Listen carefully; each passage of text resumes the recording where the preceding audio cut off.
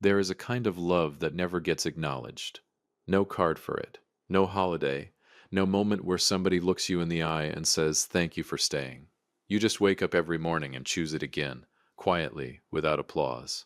I did that for 14 years. And the boy I did it for looked me dead in the face and told me I was not worthy to be at his graduation. My name is Jacob Scott. I'm a truck driver out of Fayetteville, Arkansas. I haul freight across 4 states and sleep in rest stops off I-40. I don't own a suit that didn't come off a clearance rack at Dillard's. But for 14 years, I showed up for a boy who never once asked me to. And the night he told me to disappear from his graduation, I left something on that kitchen table that changed everything. Stay with me, because this one is going to take you somewhere. Drop a comment and let me know where you're watching from. Hit that like button and make sure you're subscribed. Trust me, you will love it here. I met Betty at a church potluck in the fall of 2008. She brought a peach cobbler. I brought nothing because Michael told me it was a cookout, and Michael lies about everything, which is why he's been divorced 3 times. Betty laughed when I showed up empty-handed, and something about that laugh made me feel like I'd been standing in a cold room my whole life, and somebody finally cracked a window. She told me about Ryan on our second date. We were at a diner on College Avenue, and she set her coffee cup down very carefully, like she was diffusing something. "I have a son," she said. "He's 8. His name's Ryan. His daddy, his biological daddy, his name's Larry. Larry and we've been done for 3 years. But Larry's still in the picture." I nodded. "Okay, Jacob, I need you to understand what that means, before this goes any further." "It means you have a son," I said. "I heard you the first time." She looked at me for a long moment.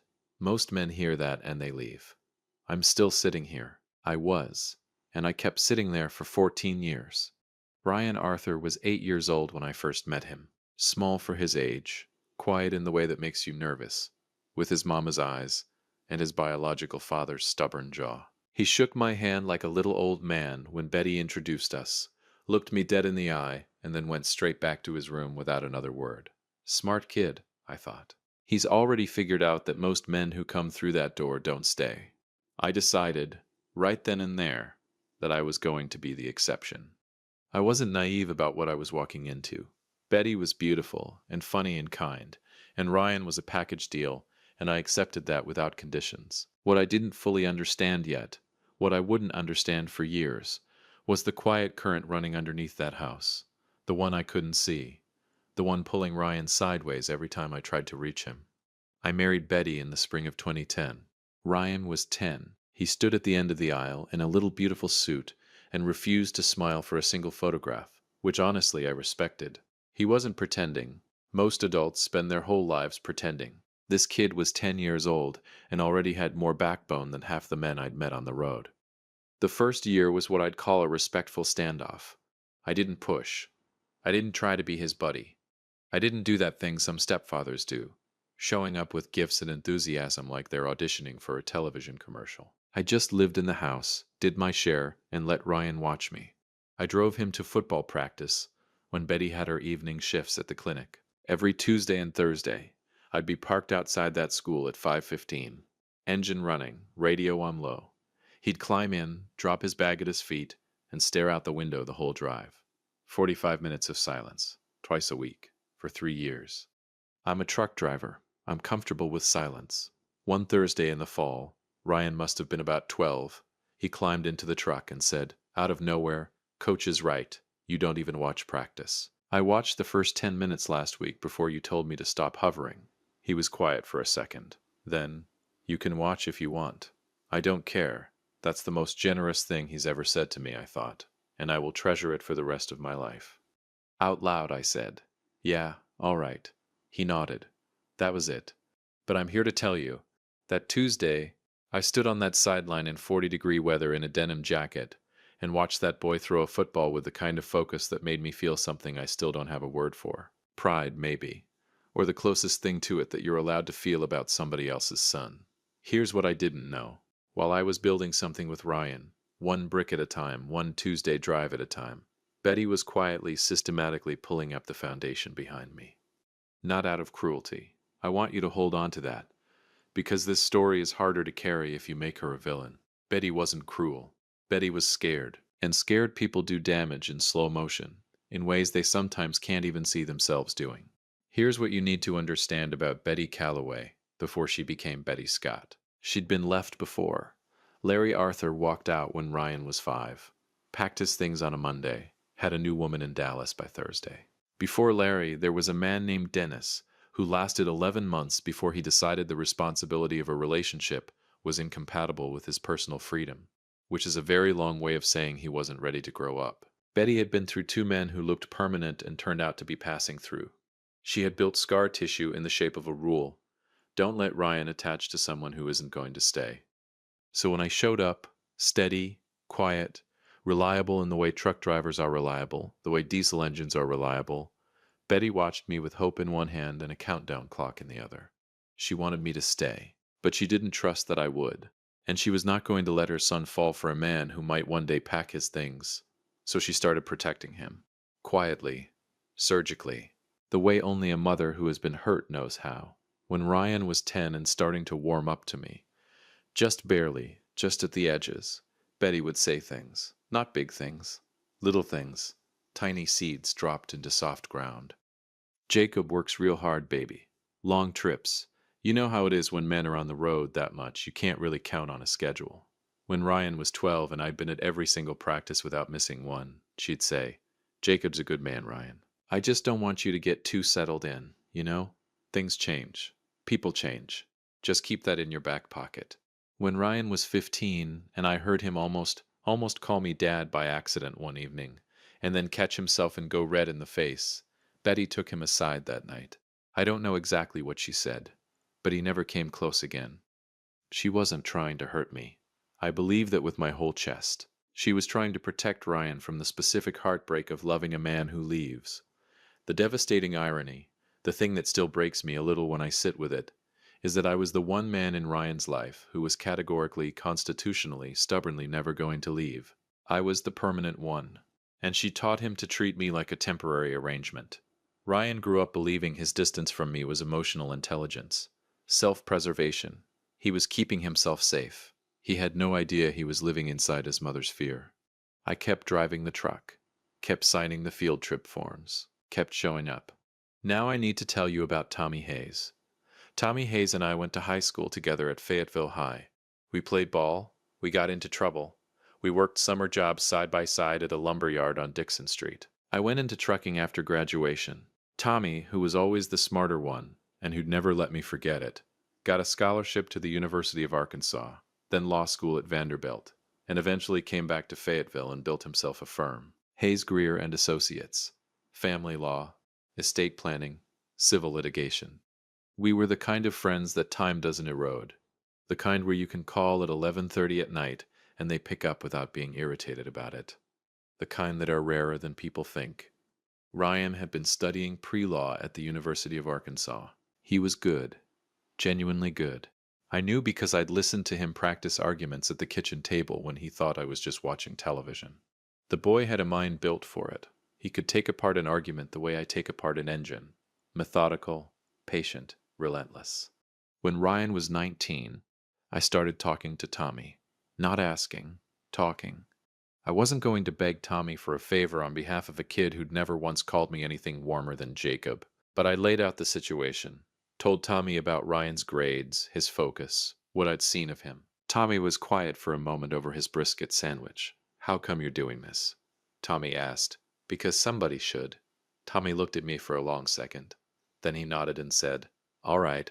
When he graduates, you send me his transcripts. We'll talk." Over the next 3 years, I checked in with Tommy every few months, quietly, casually. Ryan was on the dean's list sophomore year. Ryan won a moot court competition junior year. I mentioned these things to Tommy the way you mention weather, just information, no pressure. Tommy kept nodding, kept listening. By the time Ryan was a senior, Tommy had quietly held a junior associate position open at Hayes Greer and Associates. Full salary, benefits, bar exam study leave built into the contract. He'd turned down 2 other candidates for it. When I asked him why, he said, "Because you've been hauling freight for 14 years and never asked me for anything. The least I can do is look at your kid." "He's not my kid," I almost said. I didn't. I also put a down payment on a car. Now you need to understand something about this part. I drive trucks for a living. I am not a wealthy man. That down payment came from 3 years of overtime runs, from missed holidays sitting in a truck stop in Memphis eating a vending machine sandwich, from saying no to a fishing trip to Table Rock Lake that Michael kept inviting me on, and that I genuinely, sincerely wanted to take. But I'd seen the Dodge Charger brochures. Ryan had been cutting them out of magazines since he was 16, dark blue ones specifically. He'd tack them up on his wall and then take them down when he thought I'd noticed, like caring about something was a vulnerability he couldn't afford. I bought that car 18 months before graduation and kept it at Tommy's house. I put everything, the offer letter, the car key, in a white envelope that I kept in the inside pocket of my coat. I told no one, not even Betty. June in Fayetteville is beautiful in the way that Arkansas summers always start out, before the humidity gets serious and turns the whole state into a warm, wet blanket. Ryan's graduation from the University of Arkansas was on a Saturday, clear sky, Bud Walton Arena. 22 years old, and he looked, crossing that stage, like a man who had finally figured out the shape of his own life. Larry was flying in from Dallas for the graduation and dinner. His first visit to Fayetteville in 2 years, because Larry Arthur's schedule was apparently incompatible with his own son's ordinary life, but very compatible with graduation dinners and the opportunity to be photographed being a proud father. Ryan was electric all afternoon, laughing, texting, checking his phone for Larry's flight updates every 12 minutes. The energy in the house was the kind that happens when someone's favorite person is coming. I was, very clearly, not that person. That was fine. I'd accepted that a long time ago. I was in the kitchen tidying up before we all left for the graduation, straightening chairs, wiping the counter, just staying useful, the way I always had. The envelope was in my coat pocket, hanging by the door. I was planning to give it to Ryan later at dinner. I heard him come down the stairs behind me. I turned around, smiling, ready to say something about how proud I was. Jacob. He said my name the way you say a word you've used so many times it's lost all its meaning. Hey, Bud, you look sharp. I need to tell you something. Something in his tone made me set down the dish rag. The greatest gift you can give me today, he said quietly, almost carefully, like he'd rehearsed it, is to not come to my graduation. The kitchen went very still. You're not my real dad, he said. You're just Jacob. Then he straightened his blazer, and he walked back upstairs to finish getting ready. I stood there, just Jacob. I didn't move for a long moment. And then, because the universe apparently felt I hadn't absorbed enough for one evening, I looked up. Betty was standing in the hallway. She'd heard every word. I could see it in her face. The way she'd gone very still, the way she was looking at me with something that wasn't quite guilt, and wasn't quite sorry, and wasn't quite brave enough to be either one. Our eyes met. 1 second. 2. She turned, and followed Ryan upstairs without making a sound. That was the moment I understood everything. Not Ryan's words. I'd been preparing, somewhere in the back of my mind, for Ryan's words since the day I married his mother. Kids say hard things. Kids shaped by fear and imperfect arrangements say harder things. That wasn't the wound. The wound was Betty's silence. 14 years of being the man in that house, fixing what broke, staying when it was hard, loving a child who had been quietly, carefully taught not to love me back. And she stood in that hallway and chose silence. I understood in that moment what I'd been too stubborn to fully name before. Ryan's distance wasn't entirely his own. It was planted, watered, tended by gentle, terrified hands. And Betty had stood in that hallway with a front row seat to everything she'd built, and still said nothing. I walked to my coat, reached into the pocket, took out the envelope. I set it on the kitchen table, set the car key on top, silver ring, just the one key, no fob, the way Ryan always said he'd want it, because he'd called keychains extra since he was 17. I had remembered that. I remembered everything about that boy, including the things he never knew I noticed. I placed Betty's letter beside it, open, face up. I put on my coat. I did not slam the door. I pulled it shut behind me, quiet as a man who has made his peace, and I walked to my truck. I didn't leave town. I drove out to a spot I knew about 20 minutes outside of Fayetteville, a gravel pull-off where I used to go when the house felt too small for whatever I was carrying. I cut the engine, sat in the dark with the windows down and the river moving somewhere below me in the black. I wasn't running. I just needed somewhere quiet to put my head down for a minute. If you have been listening for a while, do us one quick favor. Subscribe. A lot of people watch without ever doing it, but it costs you nothing and it means everything to us.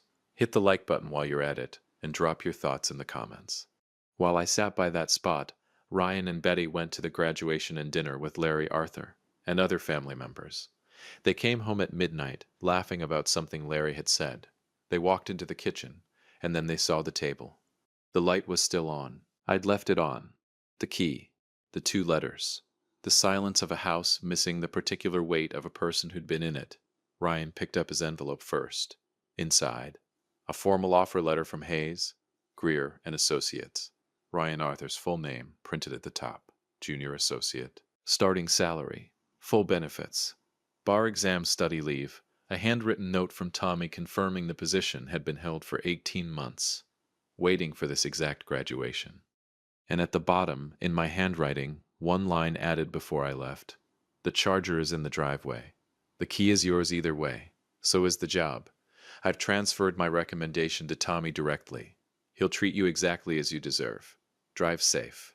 Jacob. That was it. No guilt trip. No after everything I've done.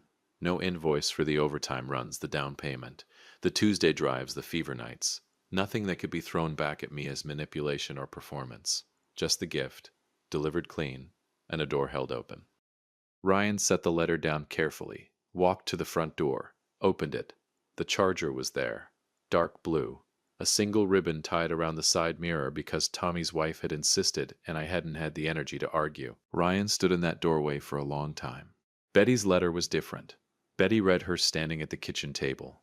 She read it 4 times before her legs worked again.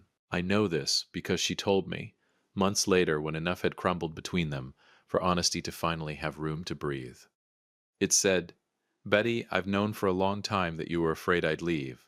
I understood it. You'd been left before, and you weren't going to let Ryan pay the price for trusting the wrong man again. I don't say this to accuse you. I say it because I think you need to hear that I saw what you were doing, and I stayed anyway. I stayed because I was never going to leave. Not ever. That was the one thing you were wrong about. Maybe the only thing. But it was the thing that cost Ryan the most. Ryan is 22 years old and doesn't fully know who he is yet, because you needed him not to attach too deeply to me. He deserves the chance to figure that out now. The job at Tommy's firm is real. The car is real. The key is on the table. Tell Ryan the greatest gift I could give him was 14 years of showing up when no one asked me to, and never once making him feel like he owed me for it. The mortgage on this house is paid through December. That should give you enough time. Jacob Scott Ryan sat in that Charger for a long time. He did the math. Sat in the driver's seat with the offer letter in his lap and the key in his hand, and just did the math. 8 years old when I arrived. 14 years. The drives in the rain. The fever nights. The things I'd never said and never demanded credit for. And he remembered something. When Ryan was 12, we'd been watching a football game together. One of those rare Saturdays when Ryan had allowed me to exist in the same room without making it feel like a hostage situation. At halftime, I'd said something offhand about how I wasn't going anywhere. Ryan assumed I meant I wasn't leaving for the second half of the game. Sitting in that Charger at midnight, Ryan realized I had not been talking about the game. He went inside and found Betty still at the kitchen table. He didn't scream. He's not built for tell you something. He just sat down across from her and asked quietly, why did you always do that? The things you'd say. About not getting too settled. About things changing. Betty tried to hold it together. She's good at that. She's had a lot of practice. But Ryan is going to be a lawyer. He knows how to wait someone out. She broke before he did. She told him. Not everything at once. She'd need months to get it all out. And even then she'd have to hand him pieces one at a time like they were fragile. But she told him enough. About the fear. About Larry leaving. About Dennis before Larry. About building a wall around Ryan's heart with her bare hands because she could not survive watching her son attached to a man who might leave. And how she'd been so convinced for so many years that I eventually would. Ryan went very quiet. He looked at her for a long moment. Then he asked one question she could not answer. Did he know? The whole time, did Jacob know what you were doing? Betty opened her mouth, closed it, because the honest answer was yes. By the end, I knew. I'd pieced it together over years of watching, the way you figure out what's wrong with an engine by listening long enough. And I had said nothing and done nothing except keep showing up. Because what was I going to do? Blow up Ryan's sense of safety? Expose his mother? Punish a child for decisions adults had made around him? No, I did what I always did. I drove to Tommy, I made the calls, I put the down payment on the car. Betty couldn't find words for any of that. So Ryan got up, took the key, and went back outside. He sat in that Charger until the sun started thinking about coming up. Ryan started at Hayes, Greer and Associates 8 weeks after graduation. His first day, Tommy walked a small framed photograph to his office himself. Didn't send anyone. Brought it personally, set it on the desk, and said, "Jacob dropped this off a long time ago. Said to give it to you when the time was right." Then he walked out without another word, because Tommy Hayes has always had excellent instincts for when to leave a room. The photograph was from the Benton County Fair. Ryan at 11 years old, mid-laugh on a ride, face wide open with the kind of joy children forget they're capable of. And to the left, barely in frame, catching him in that moment without Ryan knowing he was being photographed, me, watching him with unmistakable pride. Ryan set it on his desk, stared at it for a while. Then he picked up his phone. I was parked at a rest stop on I-49 outside of Alma, Arkansas, eating a gas station sandwich I would not recommend to anyone I liked. I saw his name on the screen. Sat with it for one full ring. 2. I picked up. Neither of us said anything for a moment.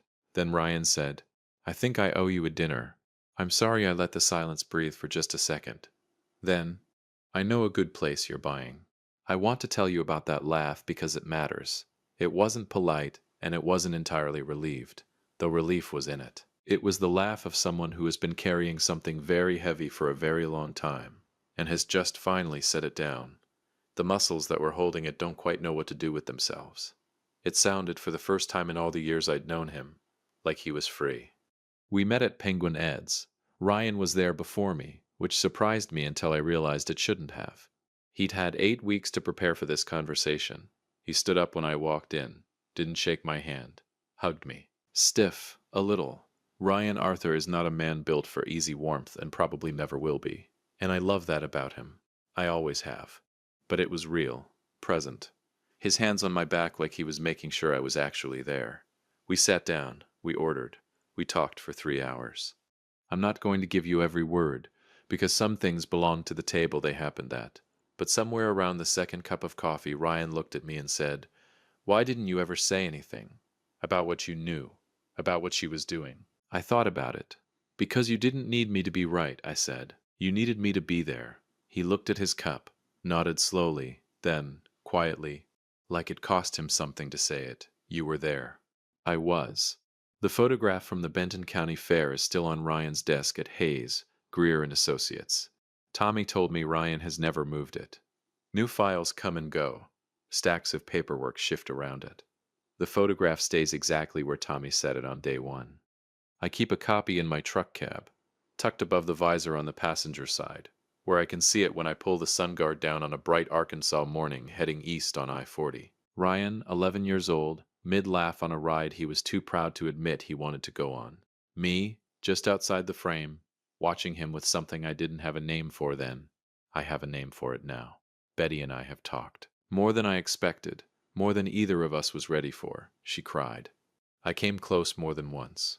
What I'll tell you is this: she made her choices out of fear, and fear held long enough becomes the very thing you were afraid of. She was so terrified of losing another man that she created a distance she couldn't close, and she held on to it until the one person who was genuinely never going to leave walked out to clear his head and think about 14 years of his life. I don't carry bitterness. Bitterness is heavy, and I drive trucks for a living.